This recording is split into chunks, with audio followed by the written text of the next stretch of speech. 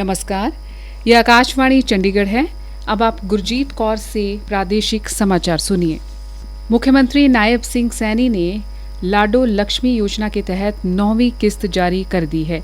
राज्य की लगभग 9,98,000 महिलाओं और बेटियों के बैंक खातों में 209 करोड़ 59 लाख रुपए की राशि सीधे हस्तांतरित की गई है। इस अवसर पर मुख्यमंत्री ने कहा, साथ ही हर महीने की 10 तारीख को अलग अलग जो योजनाएं चलती हैं उनके तहत लोगों के खाते को बेनिफिट पहुंचाया जाता है। उसी कड़ी में अब की बार हमने दीन दयाल लाडो लक्ष्मी योजना की 9वीं किस्त जारी की है और इसमें लगभग 10 लाख के करीब हमारी बहन बेटियों के खाते में 209 करोड़ 69 लाख रुपए की राशि पहुँचाई। आज ये 9वीं किस्त जब हम जारी कर रहे हैं, अब तक 1,832 करोड़ 69 लाख रुपए की राशि बहनों के खाते में पहुंचा दी गई है।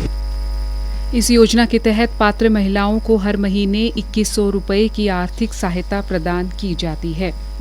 पेट्रोलियम और प्राकृतिक गैस मंत्री हरदीप सिंह पुरी ने कहा है कि सरकार E85 ईंधन शुरू करने की योजना पर काम कर रही है।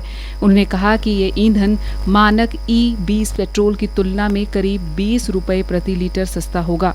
हालांकि E85 केवल उन वाहनों के लिए उपलब्ध होगा जिन्हें विशेष रूप से इस ईंधन के उपयोग के लिए डिजाइन किया गया है। एक निजी समाचार चैनल को दिए साक्षात्कार में श्री पुरी ने एथेनॉल मिश्रित पेट्रोल से इंजन को नुकसान पहुंचने और वाहन के प्रदर्शन पर प्रतिकूल प्रभाव पड़ने संबंधी आशंकाओं को खारिज किया।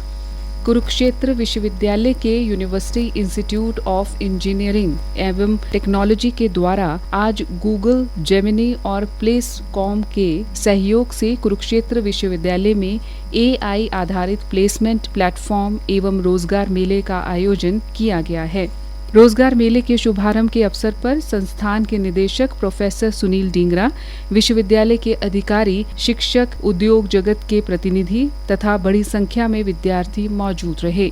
इस अवसर पर कुलगुरु प्रोफेसर सोमनाथ सचदेवा ने कहा कि विश्वविद्यालय द्वारा आयोजित देश का पहला AI आधारित रोजगार मेला रोजगार, कौशल विकास और उद्यमिता के क्षेत्र में एक ऐतिहासिक पहल है।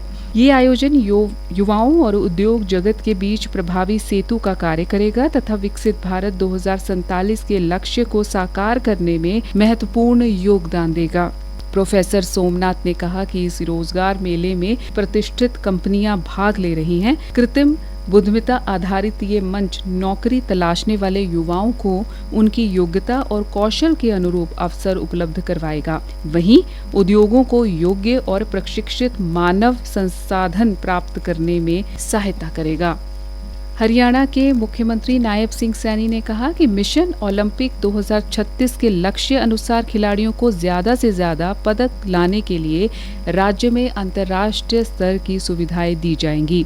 इस कड़ी में प्रथम चरण में 11 खेल केंद्र विकसित किए जाएंगे। इसके लिए लगभग 800 करोड़ रुपए के बजट का प्रावधान किया गया है। मिशन ओलंपिक को लेकर आयोजित बैठक की अध्यक्षता करने के बाद मुख्यमंत्री ने ये जानकारी दी। बैठक में खेल राज्य मंत्री गौरव गौतम भी मौजूद रहे। मुख्यमंत्री ने कहा कि ये केंद्र राई खेल विश्वविद्यालय, पलवल का राज्य खेल परिसर, अंबाला कुरुक्षेत्र के खेल परिसर, पंचकुला का TDL खेल परिसर, जींद, गोहाना, यमुनानगर और करनाल की प्राइवेट अकादमी शामिल हैं। उन्होंने बताया कि ओलंपिक 2036 टैलेंट मिशन के तहत राय विश्वविद्यालय को नोडल एजेंसी बनाया गया है। मुख्यमंत्री ने बताया कि इन केंद्रों में 1200 बच्चों को विभिन्न खेल प्रतियोगिताओं के लिए तैयार किया जाएगा। खिलाड़ियों के लिए ओलंपिक पदक विजेता कोच लगाए जाएंगे। इसके अलावा 23 अन्य खेल केंद्र भी विकसित किए जाएंगे जिनमें खिलाड़ियों के रहने व खाने की व्यवस्था होगी। हरियाणा राज्य सतर्कता एवं भ्रष्टाचार निरोधक ब्यूरो के रोहतक कार्यालय की टीम ने हल्का पटवारी सुरेश कुमार को 1 लाख रुपए की रिश्वत लेते हुए रंगे हाथ गिरफ्तार किया है।